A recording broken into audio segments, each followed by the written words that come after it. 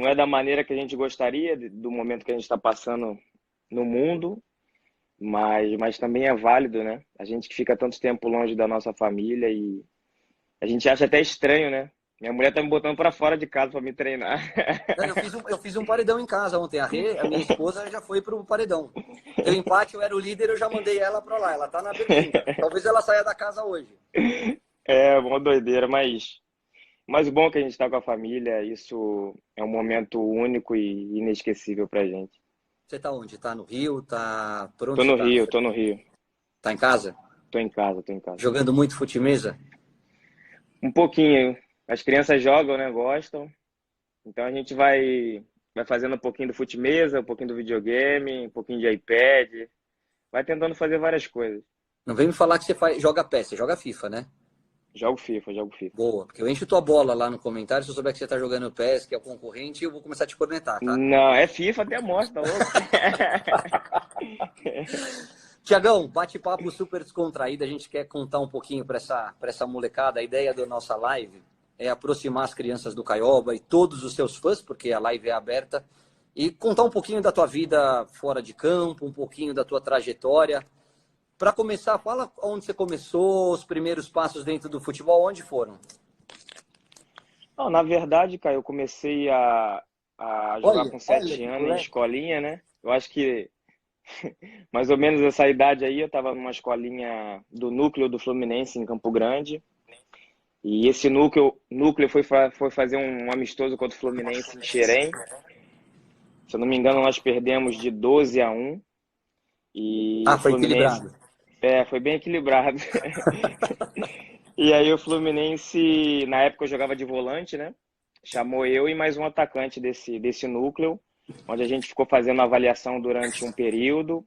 E depois desse período eu fui federado pelo Fluminense. E meu amigo, infelizmente, ele não passou nesse teste.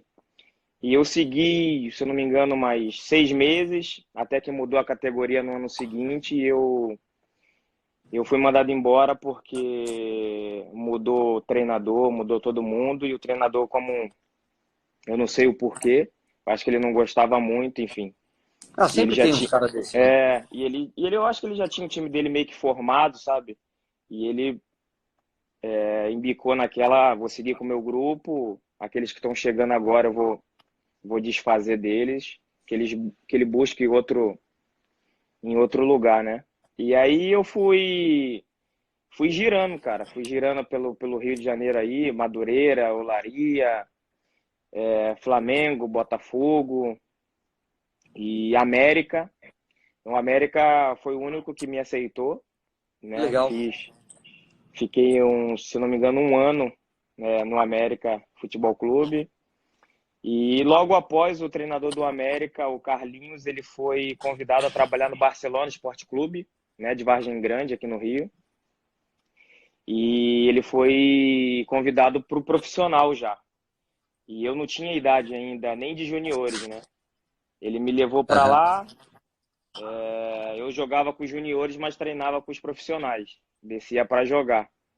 Até que tava faltando um zagueiro. Ele perguntou se eu gostaria de jogar de zagueiro e eu comecei a jogar de zagueiro e tô aí até hoje, cara. Gostei e fiquei. E aí do Barcelona, esse Barcelona Esporte Clube, eu fui um dos dirigentes, era gaúcho, né? E aí me levou pro RS Futebol Clube, que era do Paulo César Carpegiani, né? Lembro. Em Alvorada, no Rio É Grande esse do time Sul. aqui? É, isso aí. Olha ele Isso aqui, aí a ó. gente Ó. estava num torneio lá na Itália, essa foto aí. Se eu Sério? não me engano, era em Ancona o torneio. E fomos campeões lá, cara.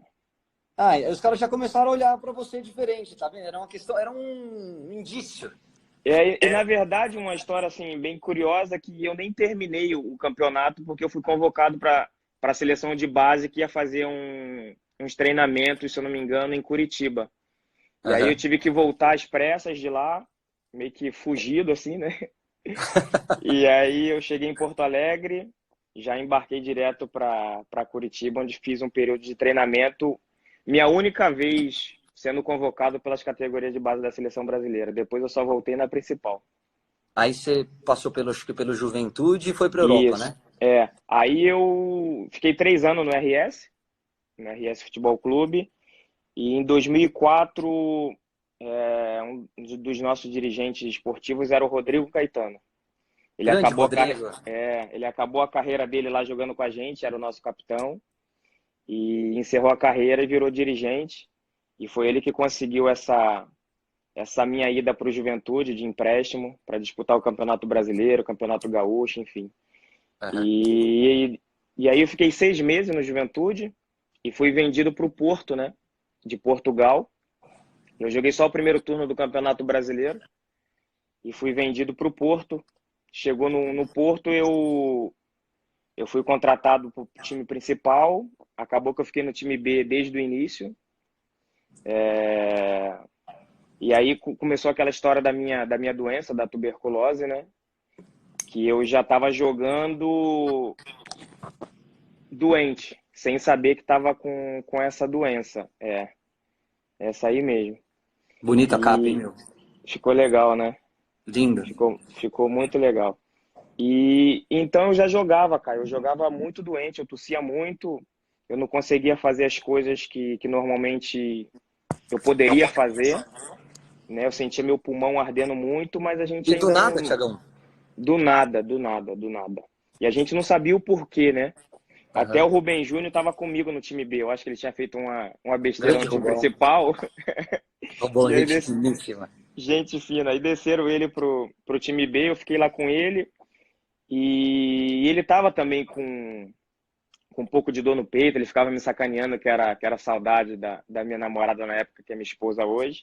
Ele ficava Isso é me zoando. importante, importante você falar disso, entendeu? A mãe dos É, seus filhos, essa isso aí. esposa, começou cedo, né? Começou cedo. Na época ela tinha 16 para 17 anos. A gente já Morava na estava tua junto. rua. E isso, na rua de cima, né? Mas eu ficava muito mais na rua dela do que na minha. Mas continua, tô brincando. Aliás, deixa eu só E fazer uma pausa aqui. Ó, o Leandrinho, Nego Preto, tamo junto. Um monte de gente te mandando um abraço. Melhor zagueiro do Brasil. Só para você, antes de você continuar essa história da tuberculose, porque eu acho que é muito legal falar disso, até nesse momento que a gente está de coronavírus, porque você é um exemplo, você é um case de sucesso. Um cara que saiu, vem de uma família humilde, acho que nunca te faltou nada, mas você usou o uhum, futebol para isso. crescer na vida. Hoje você é um dos maiores zagueiros do mundo, uma carreira incontestável. Então é legal você contar a sua volta por cima na questão da saúde, né?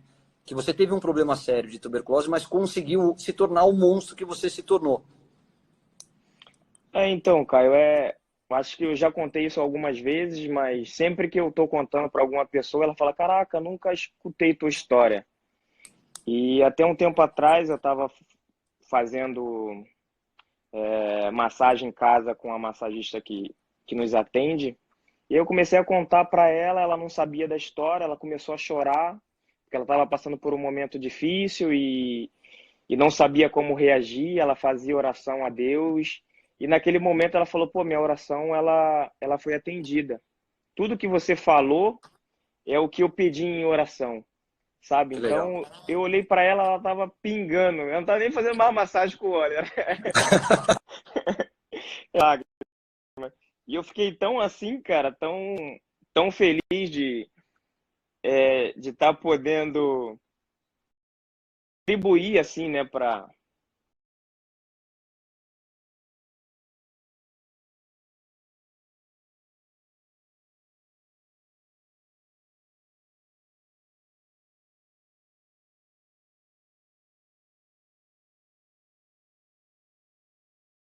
esses assim.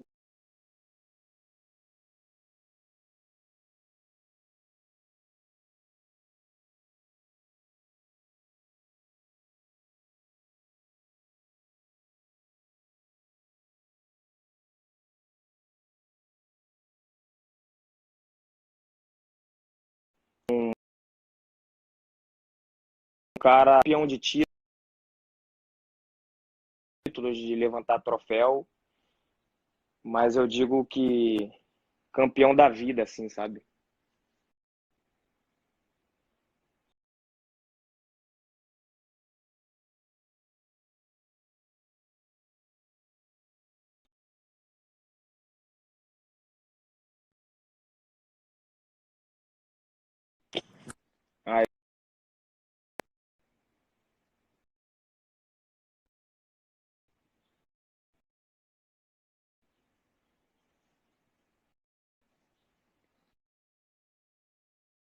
pouquinho. Agora...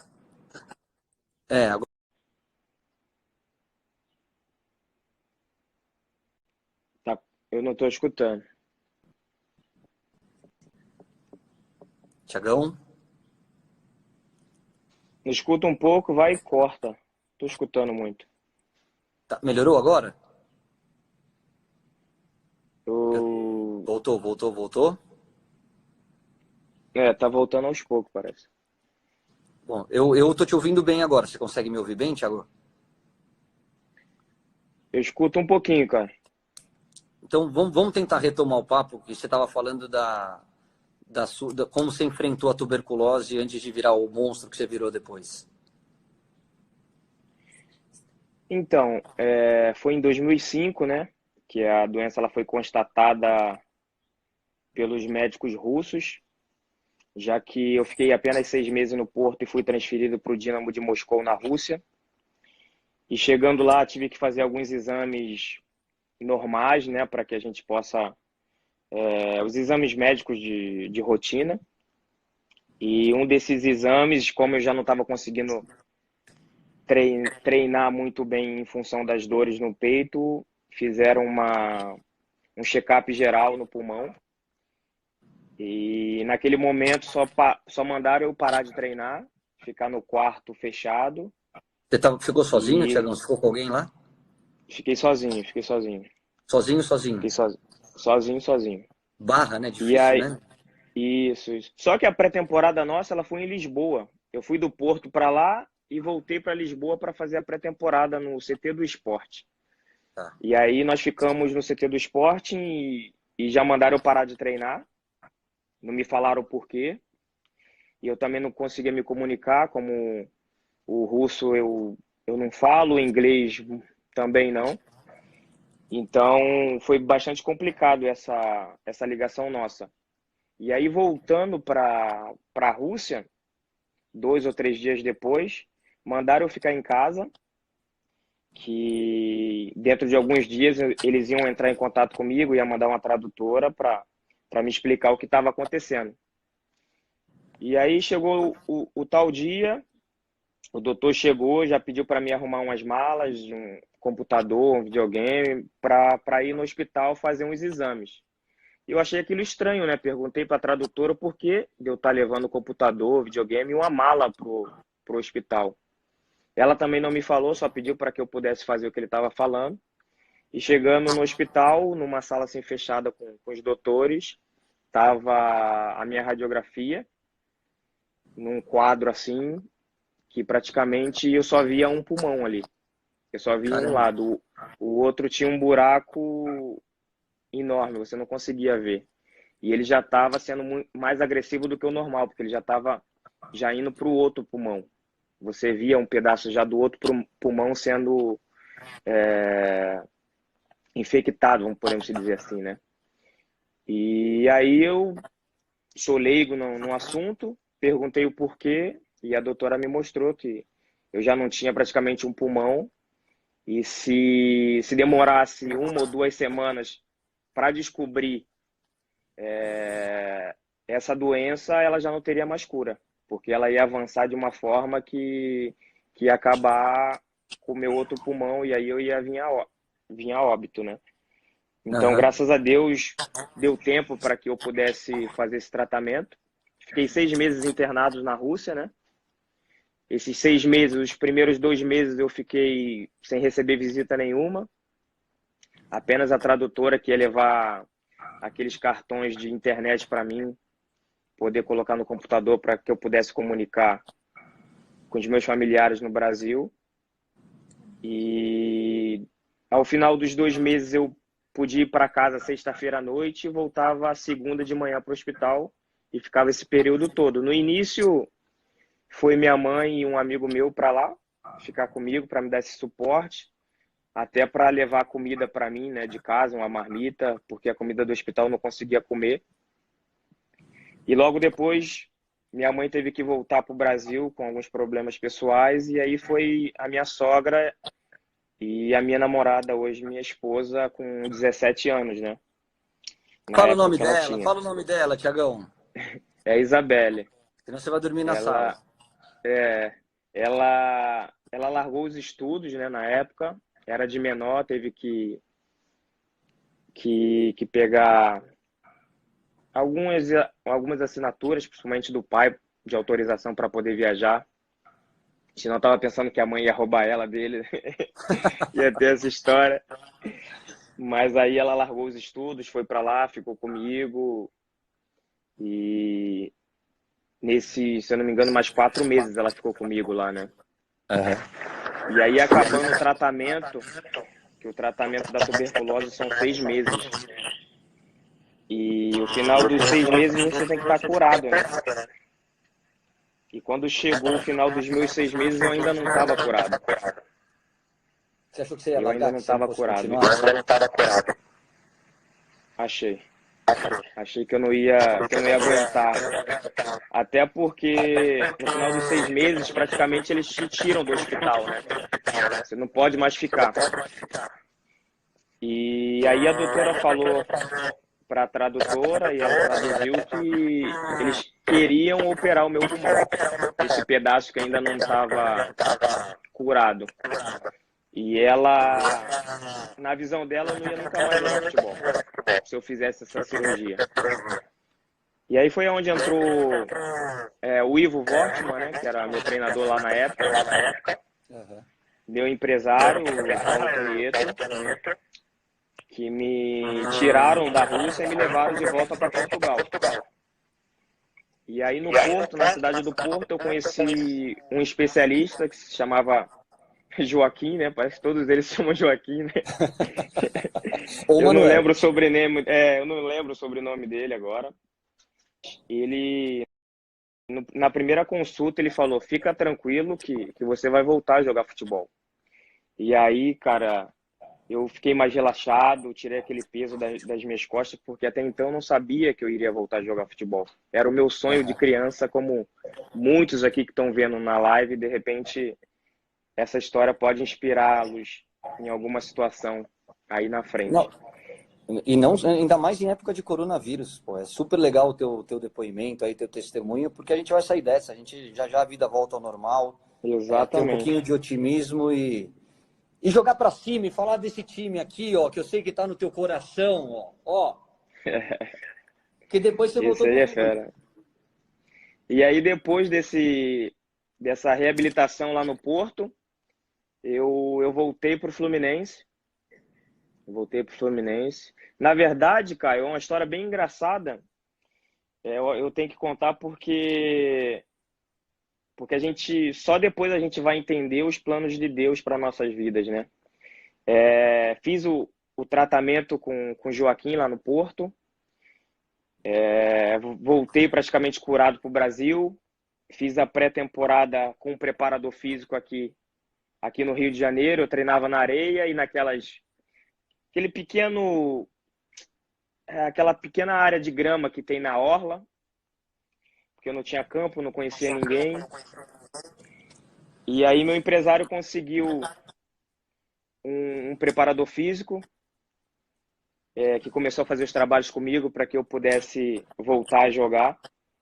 E aí o início foi cansativo, fiquei treinando bastante tempo, e aí teve algumas ofertas de alguns clubes, um deles era o Fluminense, que como todos sabem, é meu clube de coração. Então, assim, não tive dúvida na época. E aí compartilhei esse momento com o preparador físico. Pô, tô, tô recebendo umas sondagens do Fluminense, que não sei o quê.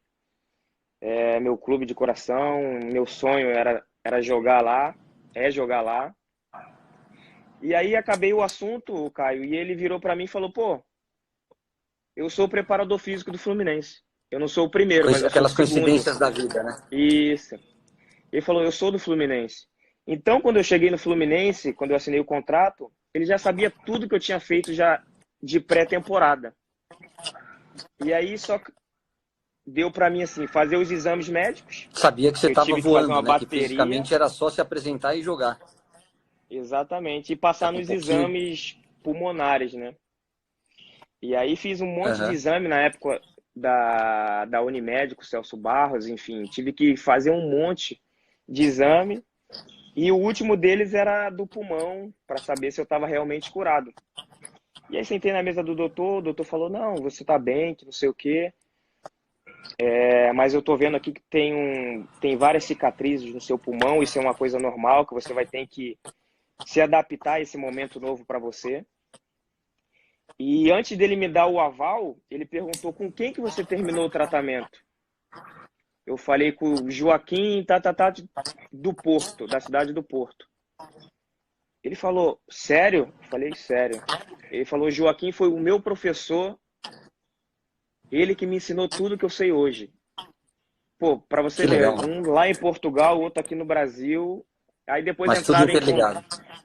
tudo interligado. E aí ligaram, se falaram, porque eles tinham contato diariamente, mas nunca ele ia imaginar que eu ia parar na mão de um aluno dele, né?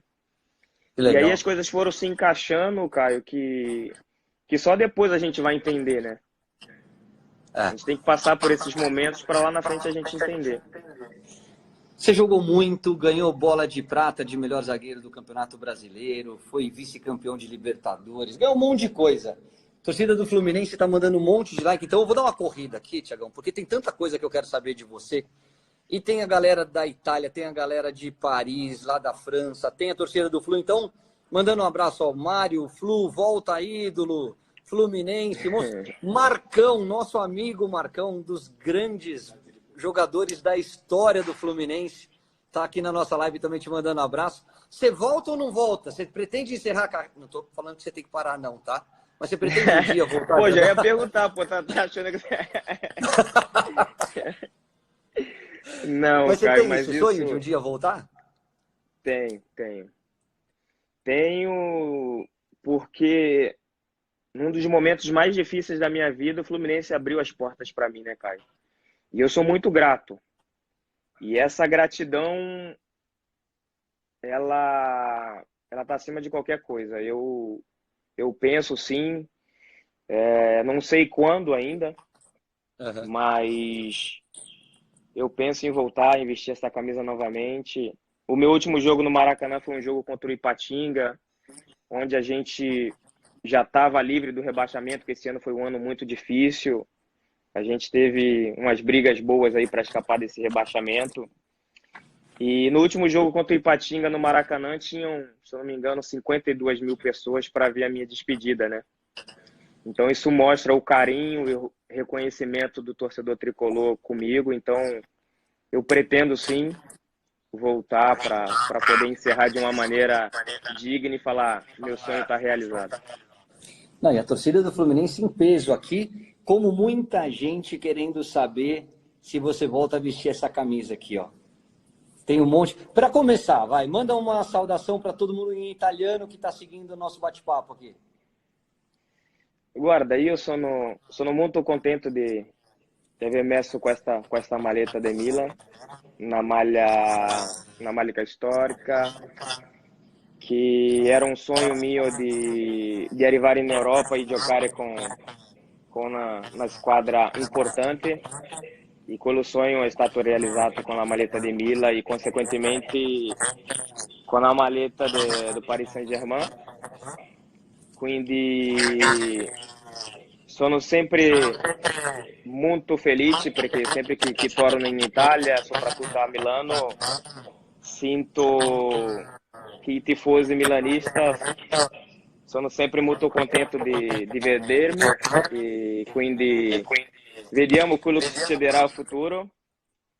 Al Bravo. momento ho un contratto ancora con Paris Saint-Germain, è un contratto ancora di 4 mesi, con questo virus non sappiamo quello che succederà, però ho un contratto con PSG e spero rinnovare il mio contratto, spero che Leonardo puoi guardare questa live e fare il mio contratto Toma essa agora. pressãozinha aí, Léo.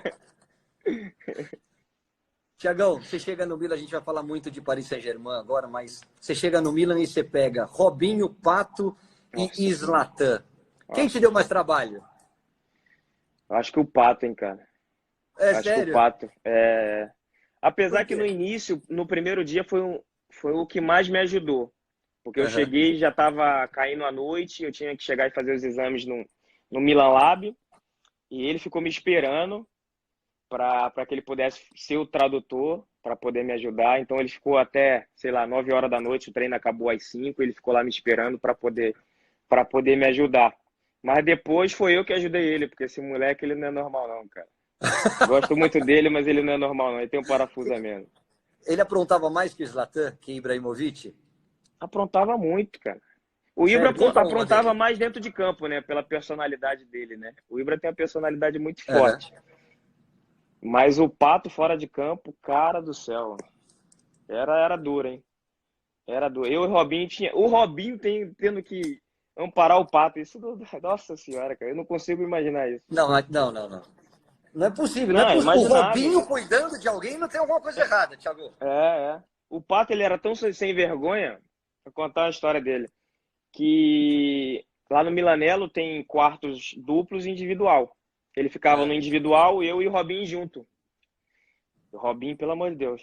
Mas, enfim, dava para ter um bom ambiente com o Robinho. E o Pato, ele entrava no nosso quarto, ele se trancava no banheiro. A primeira vez a gente não entendeu nada, né, cara? O que o Pato tá fazendo no banheiro? No Tem nosso, se 10 ele tem um minutos quarto e só pra ele. ele vem no nosso banheiro. O que ele tá fazendo lá dentro? Achei que ele tava no telefone, alguma coisa assim. Ele sai do quarto e vai pro quarto dele. Falei, Robinho, o que esse moleque fez no banheiro? Aí vai eu e o Robinho lá. Ó, o William tá Chegamos aqui lá, também, mandando um abraço, Thiagão. você na. Quem? O William, seu parceiro de Cabeleira? seleção do Chelsea. Cabeleira. Esse Abraço, esquerdão é gente William. boa demais, meu irmão. Mas conta, e aí? Então, e chegando no banheiro, Caio, você falar, esse moleque não é normal, cara. Você já pode imaginar o que ele fez no banheiro e saiu correndo, né? A gente chega no banheiro, olha o que ele fez no vaso Deu e aquela corre atrás dele para empesteada. tentar pegar ele. Não, tava uma catinga incrível. Ele, ele tem um quarto sozinho, cara. Ele desce no nosso, faz e vai embora sem falar nada. Ele não deu bom dia, boa tarde, falou nada. Era um dia de concentração. Cara, esse moleque, ele é. Daqui a pouco ele vai ficar sabendo o que eu falei, mas enfim. É só Pato, se pra você contar estiver um pouquinho ouvindo, mesmo. entra aqui para se defender, meu. É impossível. Ele não tem defesa, isso aí é incrível. Só E uma o pessoa que Robinho? tem um parafuso a menos pra fazer isso. O Roberto contava cada história, todo mundo, né? Roberto, Zico, Kaká, Denilson, contava um monte do Robinho também. O Robinho, nessa época, ele já tava virando, né? Já tava Já virando, não tava tava mais aprontando quietinho. muito, não. A Vivi dava no meio dele, né? Então ele ficava mais sossegado. Toma, Mas ele é tem um medo da cara. esposa, né? Ele tem medo, ele Tem, pipoca, ele lógico que tem. pipoca. Quem não tem, Caio?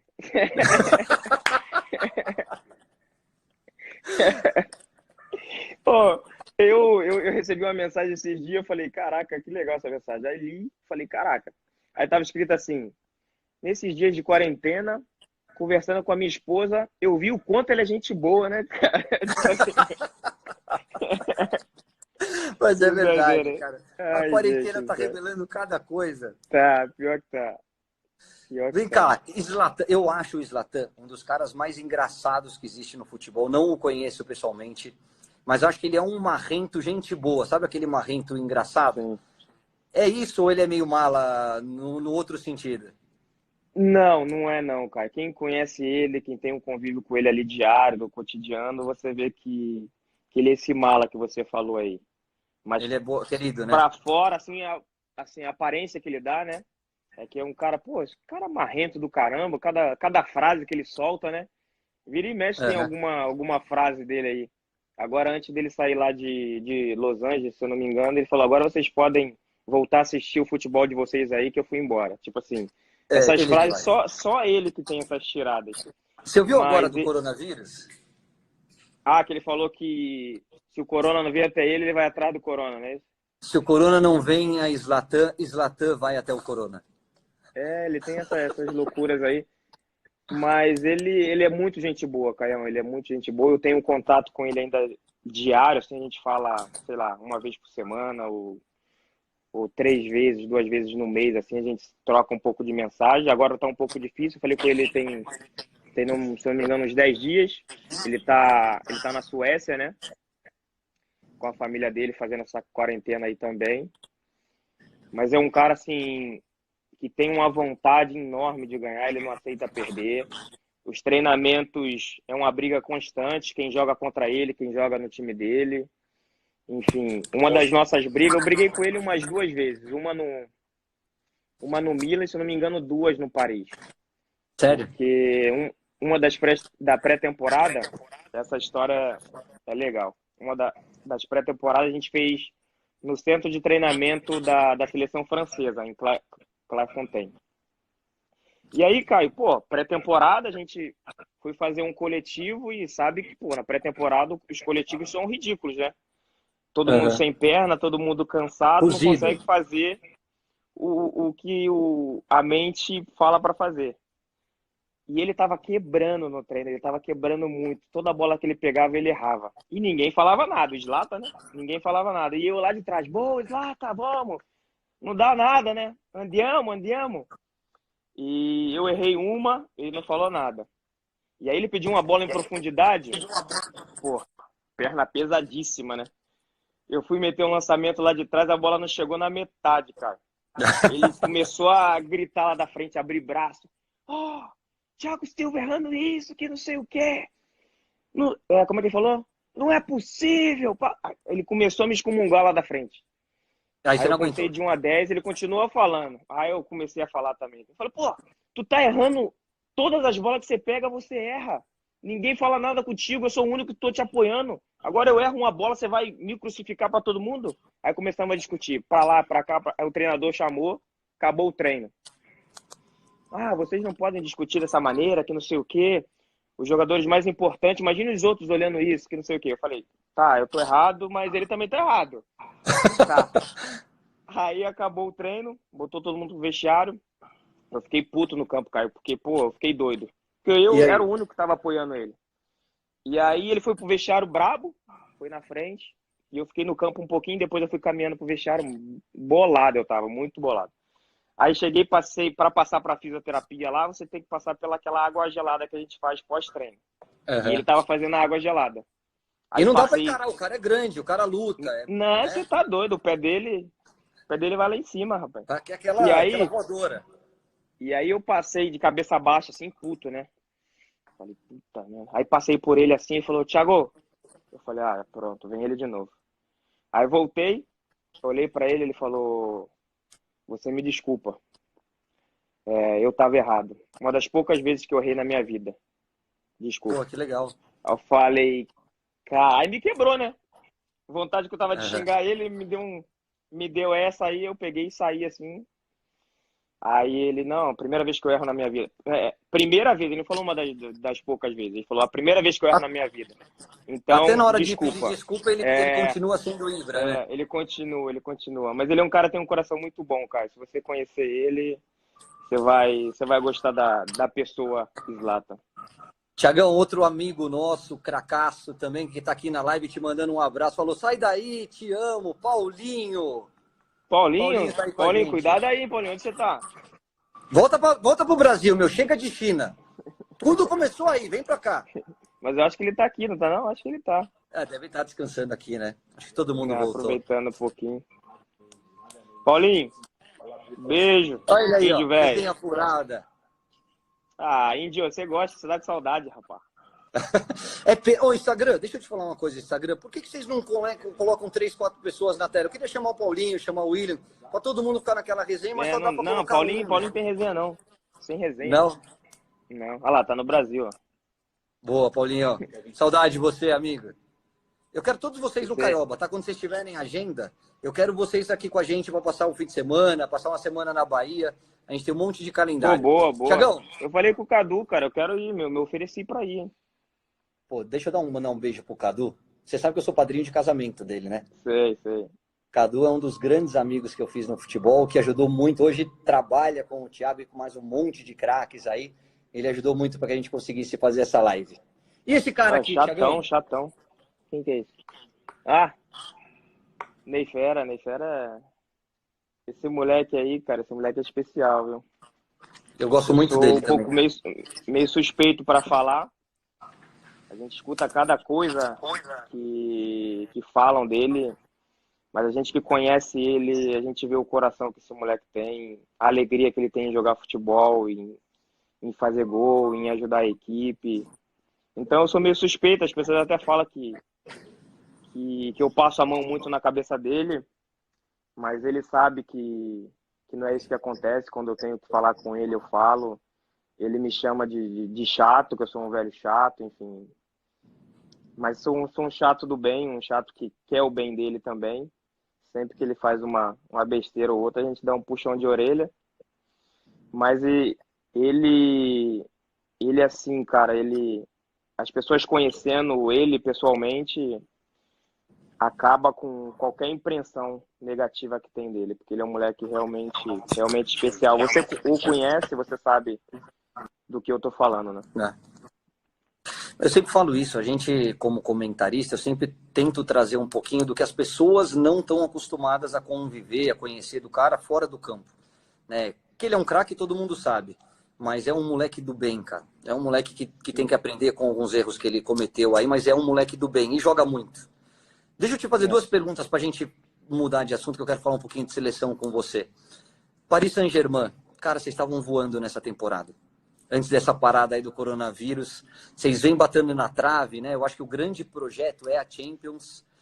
Você acha que chegou a hora, vocês sentem que esse ano vocês estão diferentes, torcendo para que esse corona acabe rápido, que a Champions volte? Por falar em, Kevin Trapp, o Trapp também está aqui online, teu ex-companheiro de Alemão mais time. brasileira. É, mulherada do site aqui da live agora gostou de falar que o Trapp tá na área. Cara bonitão, Feio pra cara gordinho. caraca, esquece, é muito feio, cara. Mas me conta uma coisa, eu acho, e aí só você pode dizer, porque você tá convivendo com ele, que ele tá mais comportado esse ano. Porque bola ele sempre jogou. Bola pra ser o melhor do mundo, na minha opinião. Mas ele tá diferente, não tá um pouquinho mais sossegado, mais focado? Então, Caio, isso, assim, eu acho que é relativo quando a gente O Trapp olha tá para os rindo da dois. gente, tá? Então, isso é muito relativo. Ô, Trap, segura aí, alemão. Então, eu acho que isso é muito relativo quando a gente olha, assim, os 2 anos anteriores, onde ele teve uma lesão grave, né, que foi no quinto metatarso do pé direito, se eu não me engano. E até chegar aquele momento da primeira lesão, ele estava muito bem. E aí teve essa lesão, enfim, praticamente acabou a temporada. No ano seguinte, a vontade que ele tinha de fazer um novo ano diferente acabou numa segunda lesão, a mesma lesão. E esse ano, graças a Deus, as coisas estão caminhando para um lado diferente.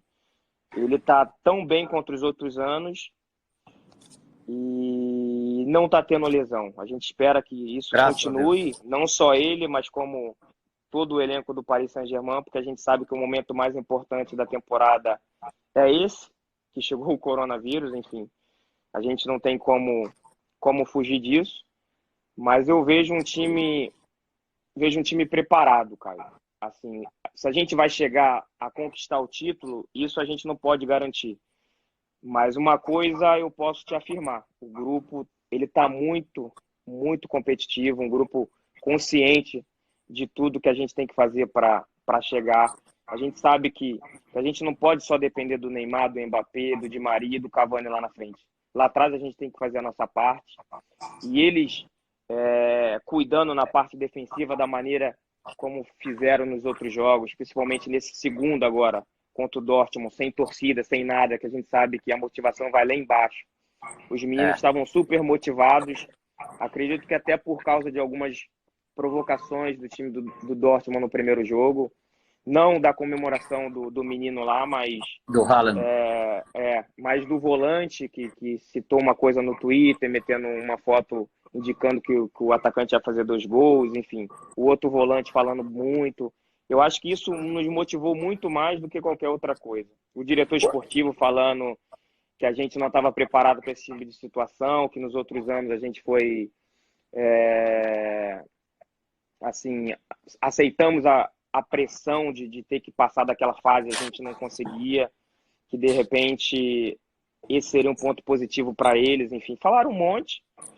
E eu acho que no final do jogo a gente tirou uma grande pressão das costas. Acabamos que fizemos algumas coisas que de repente possa ter assim, na visão das pessoas, da gente tá sendo agressivo com o tipo de comemoração, desculpa, imitando a comemoração do menino, enfim. Mas ninguém viu o que a gente passou, né, até esse jogo. Legal, Mas legal eu você vejo falar isso, um time Thiagão. preparado, cara, eu vejo sim.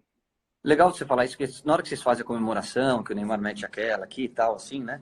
De como se fizesse yoga, que é a característica do Haaland, que tá jogando muito, aliás, o moleque mete gol de tudo quanto é jeito. É legal você explicar que é uma forma bem-humorada de tirar uma onda assim, mas que tinha mais coisa, né? Você falou do volante, do diretor. Tem coisas que o torcedor não fica sabendo, mas que a gente traz para o campo. Agora, vem cá. 200 anos de Europa. Eu quero saber o seguinte. No par ou ímpar? Messi, esse ET que joga quase nada.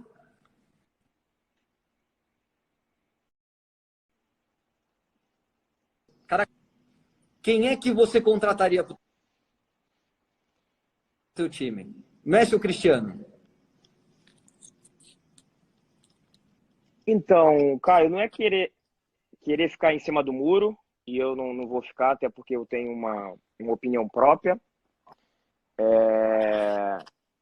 Eu escolho o Messi, eu escolheria o Messi para o meu time, mas eu acho que a gente tem que tirar o chapéu pro Cristiano. O Cristiano, ele é um cara muito dedicado, não preciso conhecê-lo pessoalmente para saber a dedicação que ele tem. É um cara que se prepara para todos os objetivos que ele tem. E eu acho que a briga dos dois ela é muito boa. Quando o Messi faz um gol, ele quer fazer dois. Quando o Messi faz dois, ele quer fazer três. E vice-versa, né? Isso motiva. Eu vejo que isso dá uma motivação muito grande para ele, principalmente quando ele estava no Real Madrid. Agora na Juventus fica um outro campeonato, de repente não tem aquela briga de ser artilheiro, mas de sempre fazer o melhor para o seu time, E para né? vocês? Vocês como zagueiro é diferente na hora que você vai pegar um Cristiano Ronaldo, um Messi, um Neymar, um Mbappé, um cara desse nível pela frente? A motivação é outra. Vocês estudam muito o adversário, mas assim, o emocional mesmo muda? Cara, e se eu falasse para você que não mudaria, eu estaria mentindo. Estaria mentindo. Você enfrentar um Messi, um Cristiano, um Neymar, um Mbappé que pelo amor de Deus, nos primeiros passos dele, ele é muito rápido. Impressionante, né? Claro, claro que muda. Você tem que procurar minimizar o máximo dele pegar na bola de frente para você, de repente de lado, de costa, porque virou de frente, faz o sinal da Abraço. cruz e corre para trás. Porque tanto um contra o outro tem qualidade e dificilmente você consegue parar. Porque se você for recuando, que é a maneira que eu muitas das vezes, numa situação dessas, eu faço, para tentar fazer com que ele tome a decisão e eu reaja a isso. Uhum. Porque se eu tomo a decisão, eu vou tomar a decisão por ele. Então ele Diminuir o tá com a espaço, né? bola, entendeu? Se eu tomo a decisão na frente, ele vai me driblar facilmente. Então eu tento diminuir o máximo e fazer com que ele jogue para o lado que eu quero e ali tentar fazer alguma coisa para tentar tirar a bola. Pô, que legal. Isso é experiência, né, Tiagão? Isso aí são anos de Europa, de enfrentamento em alto nível, que talvez com 20 anos de idade a gente tenha a euforia de achar que pode tirar a bola de qualquer um. Quando você tem 30, aí você já tem a experiência de cortar espaço, de esperar que ele defina. Eu falo muito isso de goleiro, né? Às vezes eu aprendi isso com o Tafarel.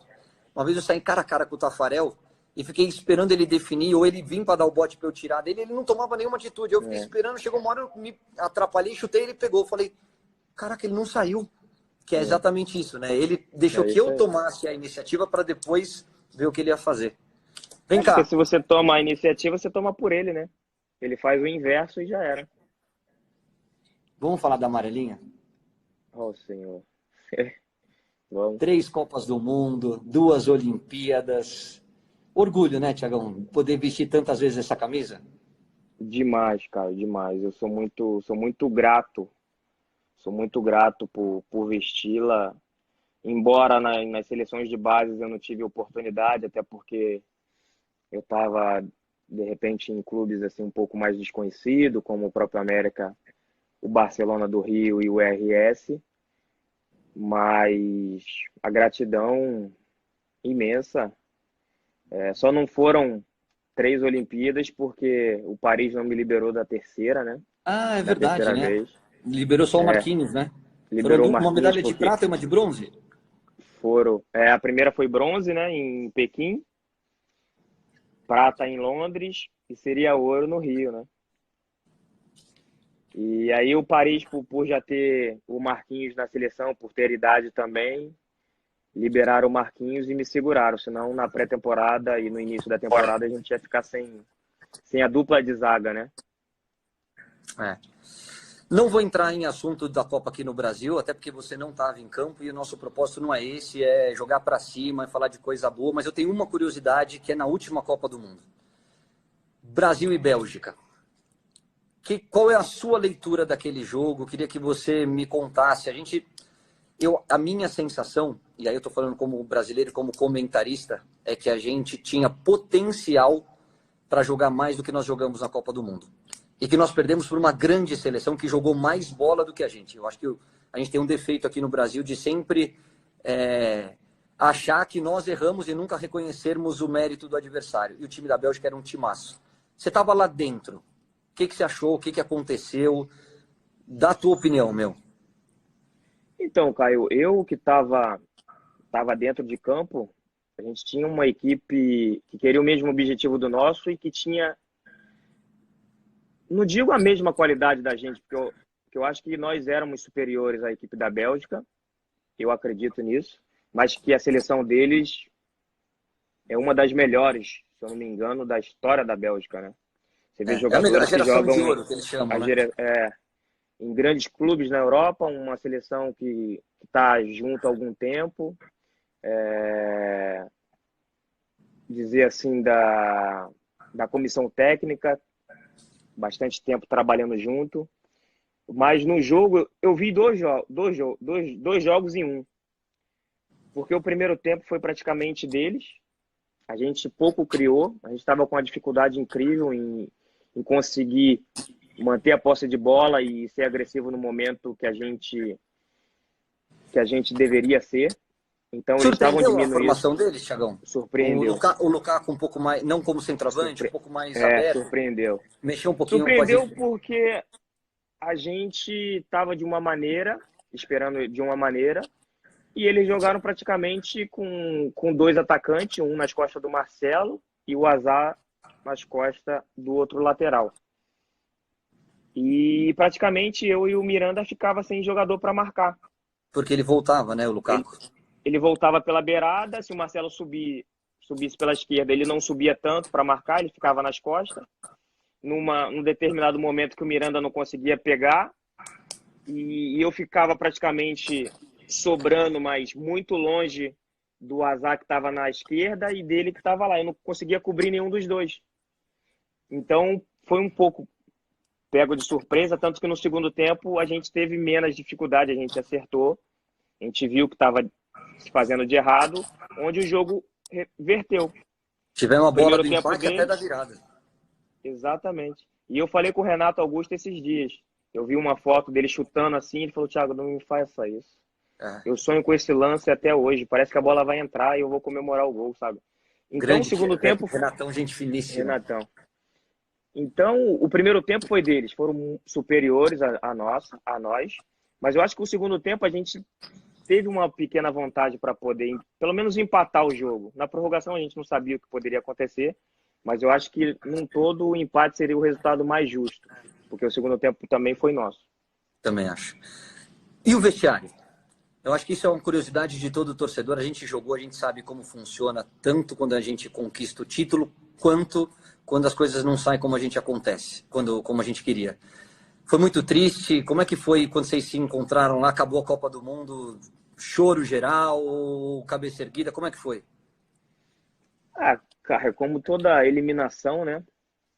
Causa uma tristeza, uma frustração muito grande, que é o momento ali, assim, dos mais experientes tentar manter um pouco o clima dentro do possível, um pouco mais tranquilo. E é o momento de silêncio, é o momento de cada um refletir. Todos sabiam que tinha que ser feito, Se não fez, já não dava mais tempo de voltar.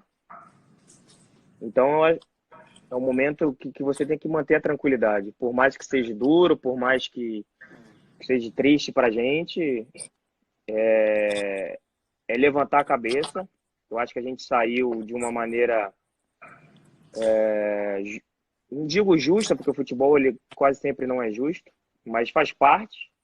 Faz parte. Se tivesse o Brasil saído daquela partida vencedor também, acredito que eles poderiam estar com a mesma sensação que a gente está hoje. Pô, poderíamos ter feito melhor, enfim, poderíamos ter saído com um resultado melhor para nós. Mas, enfim, muitos jovens, assim, chorando muito, porque a gente nunca sabe o dia de amanhã, a gente não sabe se vai voltar a vestir a camisa da seleção brasileira.